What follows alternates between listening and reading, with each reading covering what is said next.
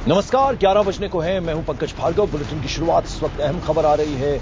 नरेंद्र मोदी पर मचे घमासान से जुड़ी हुई ताजा खबर यह है कि मोदी के नाम के ऐलान के लिए किसी भी वक्त बीजेपी संसदीय बोर्ड की बैठक बुलाई जा सकती है। दरअसल बीजेपी और संघ को इस बात का अंदाजा नहीं था कि सारे नेताओं से मुलाकात के बावजूद आडवाणी इस तरह से अड़ जाएंगे।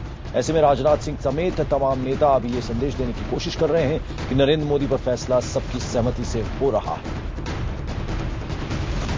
तो आपको बता दें, ताजा खबर, मोदी के नाम पर ऐलान के लिए किसी भी वक्त बीजेपी संसदीय बोर्ड की बैठक बुलाई जा सकती है। विक्रांत यादव हमारे वरिष्ठ सहयोगी इस वक्त हमारे साथ हैं। विक्रांत, क्या जानकारी?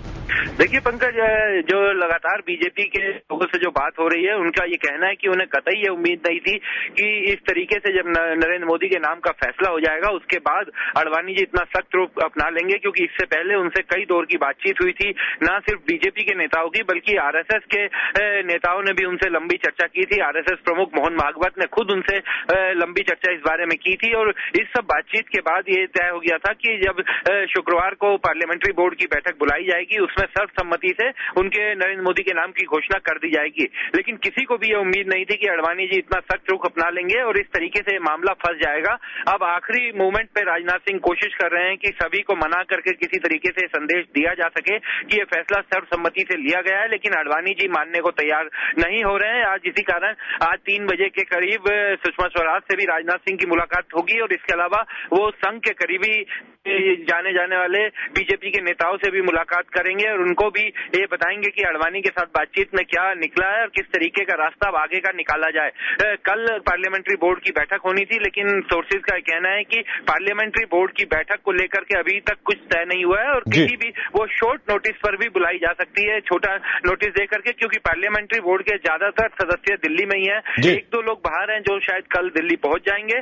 उसके बाद ये फैसला लिया जाएगा। कल तक का हो सकता है फैसला लिया जाए कि कब पार्लियामेंट्री बोर्ड की बैठक बुलाई जाए। इससे पहले भी लालकृष्ण आडवाणी ने इस्तीफा तक दे दिया था। यानी अब यदि वो नाराज हैं, अभी वो नहीं मान रहे, अड़े हुए, तो क्या वो अगर नहीं राजी होते तो उनके बिना भी आगे बढ़ सकती है पार्टी? देखिए, पार्टी का ये मानना है, चाहे वो राजनाथ सिंह हो या बड़ा जो संघ का जो नेतृत्व है बीजेपी और संघ का, उन्होंने फैसला कर लिया है कि अब इस मसले पर किसी भी तरीके से पीछे हटना पार्टी के लिए नुकसानदेह होगा।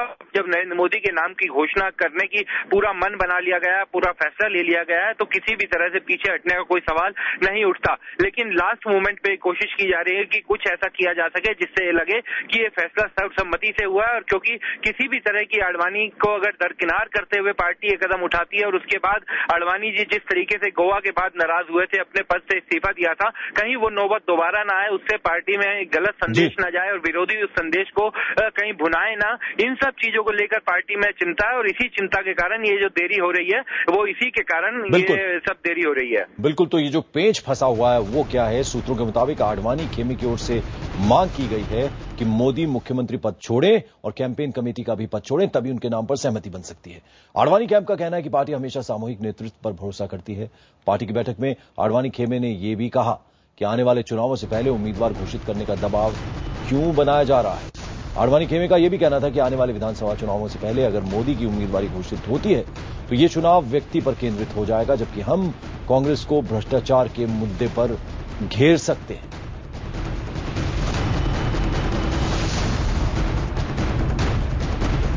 दरअसल राजनाथ सिंह मोदी विरोधी ब्रिगेड के उठाए सवालों में उलझ गए।